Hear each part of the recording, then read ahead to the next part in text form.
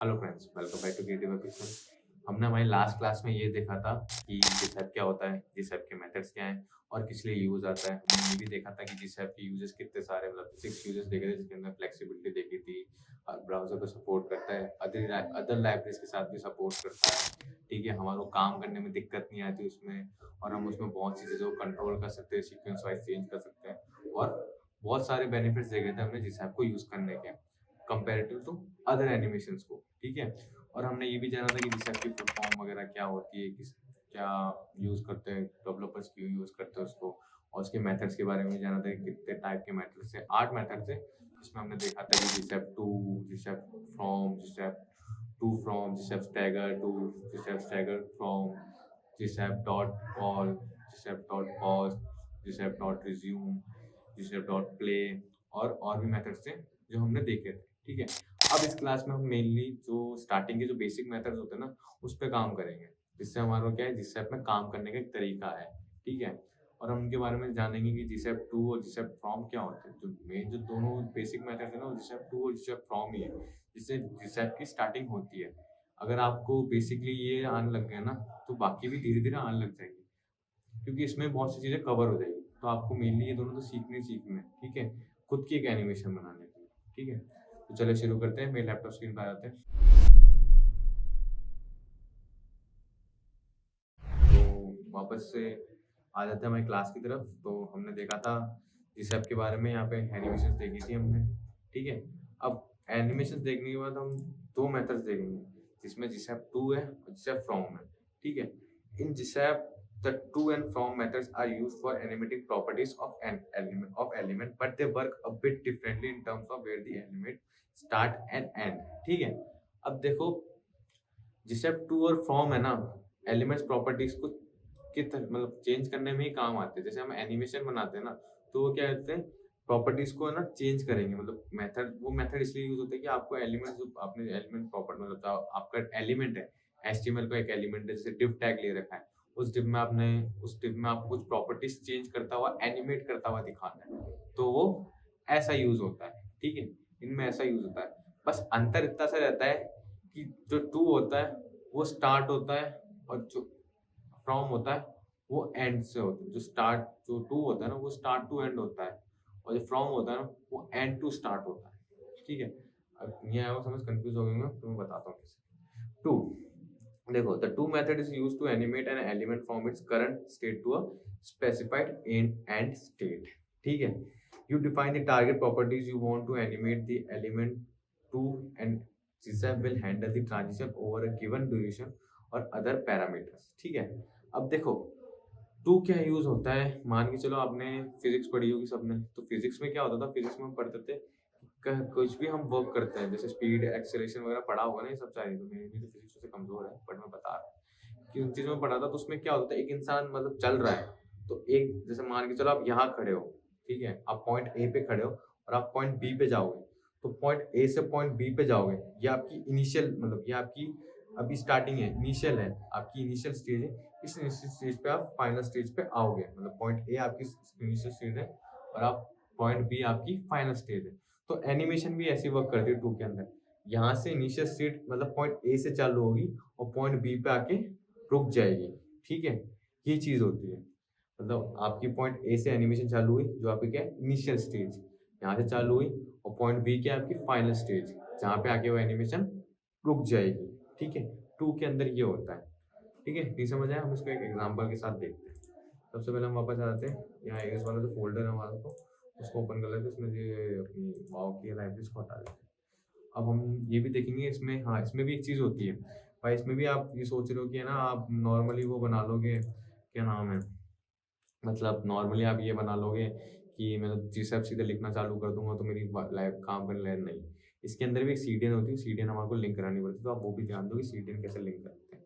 ठीक है, कुछ नहीं, आपको मेनली गूगल पे आना है, यहाँ पे लिखना है जीसैप सीडीएन। ठीक है, सबसे पहली जो वेबसाइट है उस पर क्लिक कर लो। ठीक है, यहाँ पे एक फाइल आई होगी, यहाँ पे बहुत सारी सीरियल लिंक आई होगी, test plugin, scroll trigger, scroll to plugin, pixi plugin, observe, ये सारी अपने मतलब नहीं, अपन को सिर्फ ये वाली लेनी है, GSAP min dot GS. CDN का आपको मैंने बताया रहेगा, सीडीएन क्या चीज़ होती है। ठीक है, तो क्या करेंगे, सबसे पहले तो हमारे फोल्डर को VS कोड में ओपन कर लेते हैं, CDM लेंगे, enter, code dot enter enter, and then इसको क्लोज कर देते हैं, इसको क्लोज करते हैं, इसको भी क्लोज, और ये हमारा क्लोज। क्रोम पे आएंगे, अब सब सीधा है ना, देखो एक तो ये URL कॉपी करना है और ये स्क्रिप्ट टैग कॉपी करना है। तो स्क्रिप्ट टैग कॉपी करना है तुम्हारे को, कोड में आना है। अब कोड में जो तुमने वाव बना रखी थी उसको हटा दो, ठीक है, ये वाव हटा दो क्योंकि अब हमारा वाव का कोई काम है नहीं, और यहाँ से भी हम इसको हटा देते हैं, ठीक है। और हम यहाँ से वाव की जो हमने प्रीवियसली क्लास में चीज़ बनाई थी वो भी हम इसको हटा देते हैं। ओ एक जगह कोई होता है, इंसान है गलती मुझसे हुई तो कोई, तो आगे हमने जो स्क्रिप्ट कॉपी करा उसको वहाँ पे हम पेस्ट कर देंगे। तो ये हमारी हो गई CDN लिंक, जिस ऐप की जो मेन CSS थी, मतलब जो CDN लिंक थी वो लिंक हो चुकी है। अब आपको कुछ नहीं करना, आप देखो जैसे यहाँ पे कंट्रोल क्लिक करोगे ना, आप जो कंट्रोल क्लिक करते हो तो ये सारी राउंड करता है यहाँ पे लिखी हुई है, जिसके अंदर सारा जो फंक्शन है ना वो काम करेगा। बस आपको उस फंक्शन को कैसे वर्क कराना है वो सीखना है। यहाँ पे सब कुछ लिख रखा है, ठीक है, यहाँ पे वाव और ये उसकी तरह सब कुछ लिख रखा है, बट वाव इसमें तो क्या था, बस कॉपी पेस्ट था, ठीक है। एक एलिमेंट में आपने वो चीज लगा दी, वर्क करने लग जाती है। यहाँ पे वर्क कराने के लिए लिखना पड़ेगा, तब जाके वर्क करेगी। जैसे हम jQuery में देखा हो आपने, jQuery भी ऐसी होती है, jQuery में सारे काम करता लिखती है, पर उसको वर्क कराने के लिए लिखना पड़ता है, तब जाके वो चीज वर्क करती है। तो हम इसको क्रॉस कर देते हैं, इसी मतलब हम इसको क्रॉस करते हैं, ठीक है। यहाँ पे आ गया। अब देखो एक पेज और बनेगा हमारा, इंडेक्स का बना हुआ है, एक पेज और बनेगा, मैं बना दो custom.js का। ये पेज मैंने क्रिएट कर लिया, ठीक है, custom.js का, जिसके अंदर मेरी GSAP की जो काम है वो मैं करूँगा। ये इंडेक्स आ गया, ये आ गया। अब देखो इसका लिखने का तरीका क्या होता है, सिंटैक्स समझा देता हूँ। सिंटैक्स सबसे पहले ये होता है, सबसे पहले आता है GSAP, ठीक है। सबसे पहले आता है, एक मिनट, सबसे पहले आता है, चलो आपको मैं सिंटैक्स पहले नॉर्मली समझाता हूँ। देखो सिंटैक्स ये रहा, सबसे पहले आता है GSAP, फिर आता है टू, उसके बाद यहाँ पे आपका सेलेक्टर आता है, ठीक है। सेलेक्टर मतलब किस चीज पे आप वर्कफुल करा ले हो, मतलब आप सेलेक्टर कोई भी ले सकते हो, जैसे हम बाकी में देखा सेलेक्टर कोई भी ले सकते हो, जैसे क्लास सेलेक्टर हो गया, ID सेलेक्टर हो गया, टैग नेम हो गया, कुछ भी ले सकते हो। और फिर यहाँ पे आपको क्या डालना होता है, यहाँ पे आप उसका ना अंदर CSS की प्रॉपर्टी डालनी है। देखो कुछ भी नहीं है, देखो सिंपल सा CSS की प्रॉपर्टी आप डाल रहे हो। जैसे फॉर एग्जांपल मैं सिंटैक्स लिख के दिखाता हूँ, मैंने GSAP लिखा, देखो GSAP, फिर यहाँ पे तुम्हारा एक मिनट, GSAP, अरे GSAP स्पेस 2, स्पेस को हटा देता हूँ, स्पेस 2, ठीक है। फिर मेरे आ जाएंगे ब्रैकेट्स। अब ब्रैकेट में क्या आएगा, यहाँ पे मेरा जो भी सेलेक्टर आएगा वो आएगा। मैं यहाँ लिख देता हूँ तुम्हारे को समझाने के, सेलेक्टर, फिर यहाँ लगेगा कॉमा, कॉमा के बाद फिर आएंगे मेरे कर्ली ब्रेसेस, जिसके अंदर मेरा जो भी एनिमेशन का कोड है ना वो आएगा, ठीक है। तो ये रहता है, यहाँ पे GSAP आ गया, फिर यहाँ पे मेथड आता है, जो भी मेथड इधर टू, फ्रॉम टू, स्टगर फ्रॉम, ठीक है, पॉज, प्ले, रिज्यूम, और जितने भी मेथड है ना वो सारे मेथड यहाँ कॉल होते हैं। उसके बाद यहाँ पे आता है सेलेक्टर, कि किस सेलेक्टर पे आपको काम करवाना है, मतलब जो सेलेक्टर आपने मेंशन कर रखा हो ना उसके अंदर उस पर काम कराना है। और यहाँ पे एनिमेशन, अब एनिमेशन क्या आती है, मेनली CSS की प्रॉपर्टीज ही आती है और कुछ अलग सा नहीं आता, ठीक है। तो ये सिंटैक्स रहता है उसका। अब आगे देखते हैं, उसमें आपने यहाँ पे लिखा GSAP 2, ठीक है। मैं इसमें बात बताता हूँ, मैंने लगा दिया यहाँ पे ब्रैकेट्स, ठीक है। अब मैंने मान के यहाँ पे मैं एक ही बॉक्स रखता हूँ, बाकी बॉक्स हटा देता हूँ। मुझे एक ही बॉक्स रखना था, एक ही बॉक्स रख लेता हूँ, उसमें से ये एनिमेशन बॉक्स 1 मैंने बना रखा है, ठीक है। यहाँ आऊँगा, मैंने ब्रैकेट लिए, मैंने क्लास लिए डॉट बॉक्स 1, ठीक है। अब यहाँ लगे मेरा कॉमा, देन आ गए कर्ली ब्रेसेस। अब यहाँ पे तुम लिखोगे अपनी एनिमेशन की चीजें। अब देखो भाई इसमें ना कोई भी नई चीज नहीं है, जो आप बेसिक CSS अगर आपको लिखनी आती है तो उसमें वही चीज लिखूंगा जो मैं CSS के अंदर लिखूंगा। जैसे मैंने एक्स लिखा, मैं चाहता हूँ एक्स एक्सिस पे,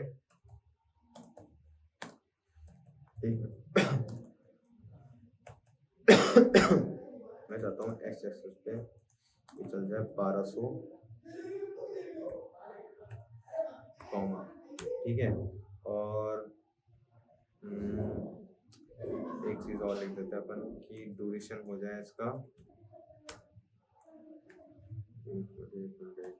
ड्यूरेशन हो जाए इसका 2 सेकंड, कॉमा 2, कॉमा। अब यहाँ पे ना इसमें सेकंड यूज नहीं होता, मैंने गलती से यूज कर लिया था वैसे, पर सेकंड यूज नहीं होता इसमें। आपको वैल्यू सिर्फ नॉर्मल वैल्यू लिख दो, 2 3 4 5 जो नॉर्मल वैल्यू होती है उसमें एस वगैरह सेकंड वगैरह लगता है, जैसे CS में लगता है वो चीज़ नहीं लगी इसमें। थोड़ी सी कुछ डिफरेंट चीज़ें होती है, वो चीज़ करनी पड़ती है। ठीक है, एक्स पे जाए, ये चल जाए, और मैं चाहता हूँ इसका बैकग्राउंड कलर हो जाए, ठीक है, बैकग्राउंड कलर हो जाए इसका वाइट।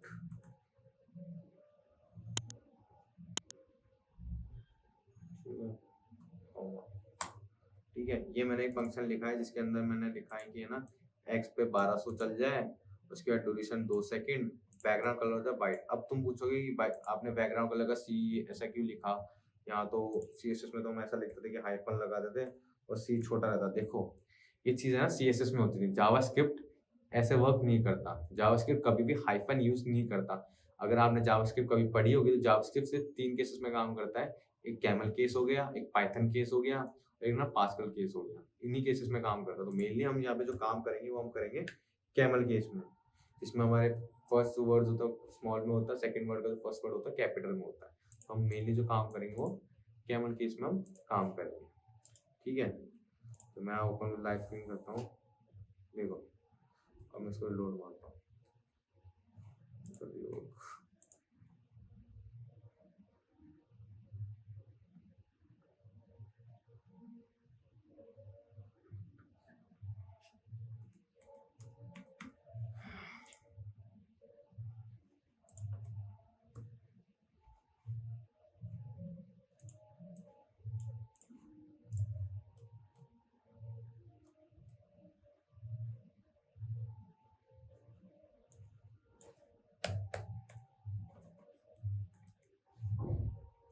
सबसे पहले आपको GSAP पे आना है।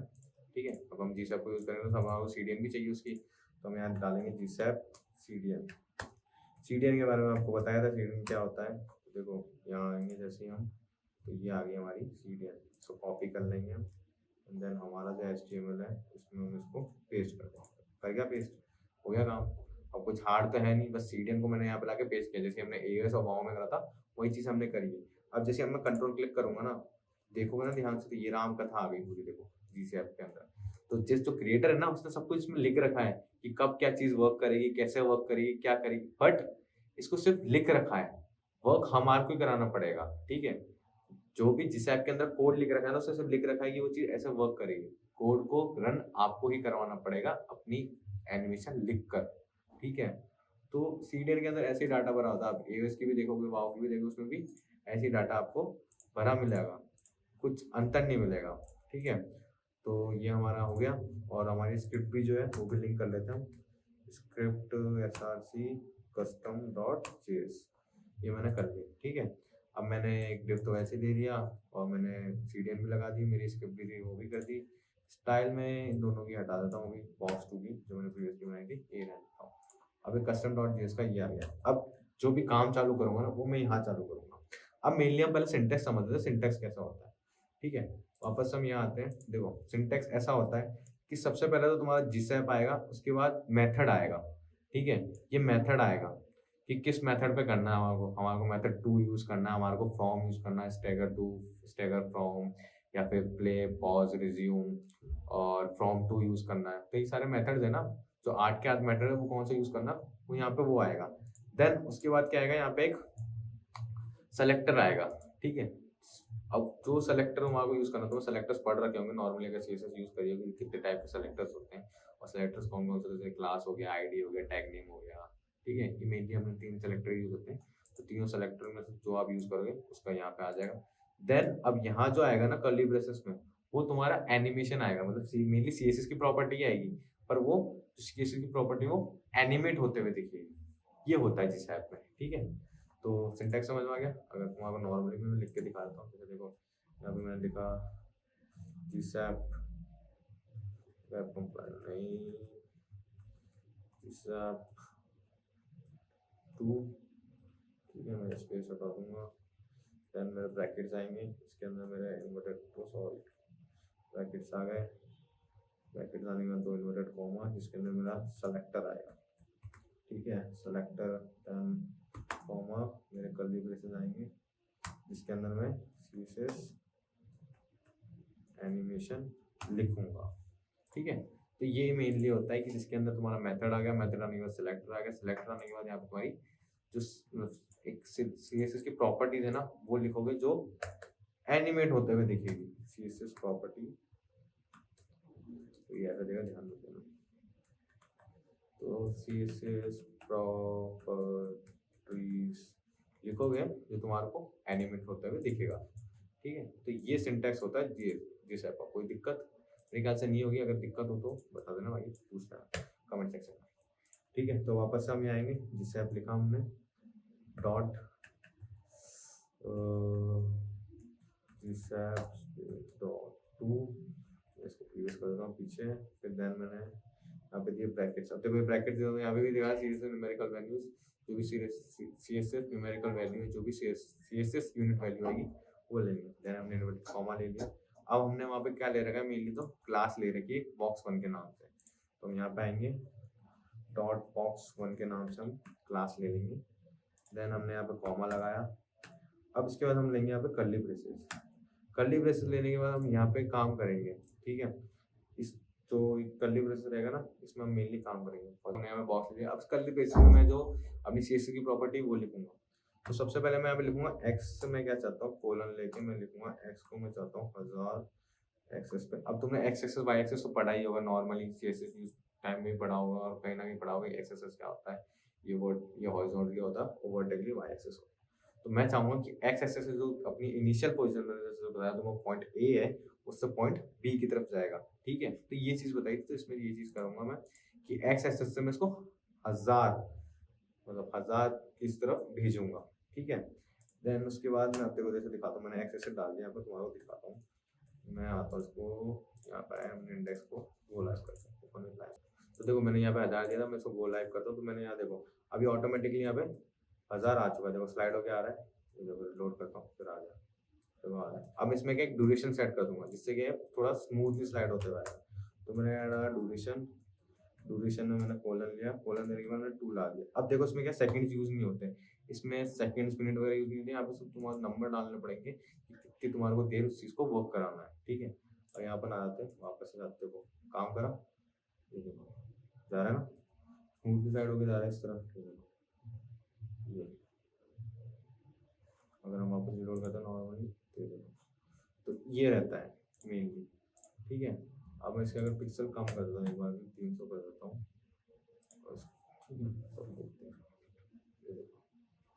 कर रहा होगा, तो ऐसे काम करता है, ठीक है। हमने ड्यूरेशन सेट कर ही रखा, ये सेट कर ही रखा। अब देखो जिस ऐप में मेनली क्या होता है, तुम्हारे को वही चीज होती है जो CSS की प्रॉपर्टीज होती है ना, उसमें थोड़ा ऊपर नीचे कॉन्फ्लिक्ट करके करना होता है, ठीक है। तो अब ड्यूरेशन ये चीज मैंने सेट कर दी, इसमें सेकंड्स वगैरह यूज होते नहीं ड्यूरेशन में, ठीक है। अब तुम चाहते हो y एक्सेस पे ये यूं हो जाए, तो वही चीज है, y पे डाल दो 2000, तो ये y में ये चल जाएगा। देखो ये हो जाके नीचे चलेगा, ठीक है। 1000 इस तरफ चलेगा, 2000 थोड़ा कम करता है इसको 500 कर देता हूँ, 500। तो ये गया ये जा रहा है इस तरह। तो देखो जिस ऐप में ऐसे काम होता है, तो 2 में क्या होता है, 2 ऐसे काम करता है कि जो इनिशियल स्टेज है, इसकी इनिशियल स्टेज यहाँ थी।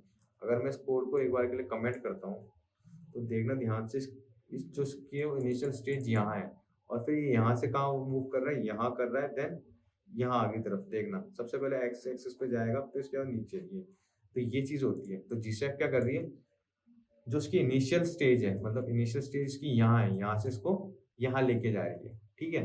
तो 2 में ये चीज होती है, 2 में कोई ज्यादा अंतर नहीं है। 2 में ये चीज होती है कि आपको किसी इनिशियल स्टेज से आगे की तरफ लेके जाता है। अब हम फ्रॉम देख लेते हैं, ठीक है।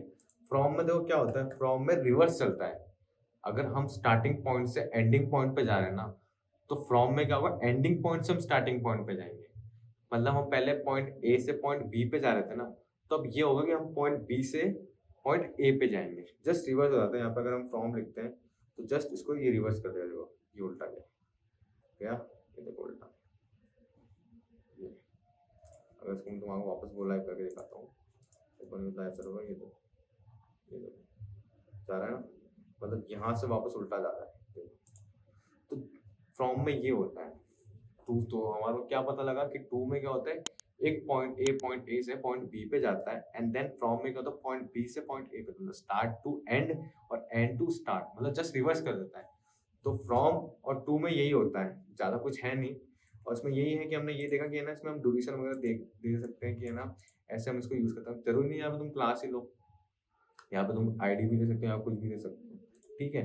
तो आज की क्लास में हम इतना ही देखेंगे कि जिसैप टू क्या होता है, जिसैप फ्रॉम क्या होता है, जैसे कैसे इसके अंदर हमने एक 3 तरह की प्रॉपर्टीज लिखी, उसको यूज़ करके देखा कि फ्रॉम टू कैसे यूज़ होता है। मतलब हमने नॉर्मल एक एनिमेशन यूज़ करके देख लिया ऐसे, ठीक है। अगर मैं टू यूज़ करूँगा तो यहाँ पे फ्रॉम हो जाएगा, फ्रॉम टू हो जाएगा। अगर मैं इसी चीज़ को 2 बार कॉपी करता हूँ, मैं एक जगह टू कर देता हूँ, ठीक है, और मैं बॉक्स टू की आईडी डाल देता हूँ, और मैं एक डिव और क्रिएट कर देता हूँ, इसके अंदर बॉक्स टू देता हूँ, ठीक है, टू दे दिया। देन मैं यहाँ आता हूँ और मैं इसी को कॉपी करके कंट्रोल सी बनाया, स्पेस कंट्रोल वी, देन मैं यहाँ पे टू डाल देता हूँ। अब मैं यहाँ पे कलर डाल देता हूँ उसमें, देखो, और यहाँ पे 2 बॉक्स बन गए, देखो, एक नीचे जा रहा है, एक ऊपर जा रहा है, देखो, ये फ्रॉम वाला है और ये टू वाला है। अब इनकी क्या, थोड़ी मैं ना डिस्टेंस कम कर देता हूँ, जैसे यहाँ 500 कर रहा है ना, तो मैं इसमें 500 की बजाय 200 ही रहने 100 ही रहने देता हूँ, देखो ये कर रहे काम। तो ये होती है जिसैप में एनिमेशन करना। तो जिसैप में हम ऐसे एनिमेशन ले सकते हैं, ठीक है। अब आगे क्लास में हम ये देखेंगे कि इसके अंदर फ्रॉम और टू के अंदर हम और कौन से वेरिएबल यूज कर सकते हैं, ठीक है, मतलब कौन कौन सी और प्रॉपर्टीज है वो यूज कर सकते हैं। सबसे पहली चीज तो ये सीखेंगे आगे, और ये सीखेंगे कि हम टेक्स्ट के अंदर कैसे एनिमेशन लगा सकते हैं, ठीक है। और आगे हम ये समझेंगे कि टाइमलाइन क्या होती है इसके अंदर, ठीक है। मेनली जिसैप के अंदर एक टाइमलाइन भी होती है, ठीक है। तो टाइमलाइन को समझेंगे, टाइमलाइन होता क्या है, किस लिए यूज़ आती है, क्या क्या चीज़ें होती है, तो वो चीज़ देखेंगे हम, ठीक है। और हम आगे और भी जिस ऐप में हम कैसे एनिमेशंस बना सकते हैं, स्क्रॉल टिकट वाली, एसवीजी वाली और यूआई इंटरेक्शंस वाली एनिमेशंस कैसे बना सकते हैं, वो सब हम आगे क्लास में देखेंगे, ठीक है। तो होपफुली आपको इतना कुछ तो समझ आ गया कि टू कैसे यूज़ होता है, फॉर्म कैसे यूज़ होता है, क्या क्या तरीके हैं, ठीक है, नॉर्मली, और कैसे एनिमेशन वर्क करती है जिस ऐप के अंदर मैंने आपको ये दिखाई दिया। मेनली इसके अंदर सीएसएस की प्रॉपर्टीज यूज़ होती है और कुछ भी ज़्यादा यूज़ नहीं होता, ठीक है। नेक्स्ट क्लास में हम इसी चीज़ को वापस से रिपीट भी करेंगे और इसी के अंदर हम और से प्रॉपर्टीज यूज़ करके देखेंगे, ठीक है।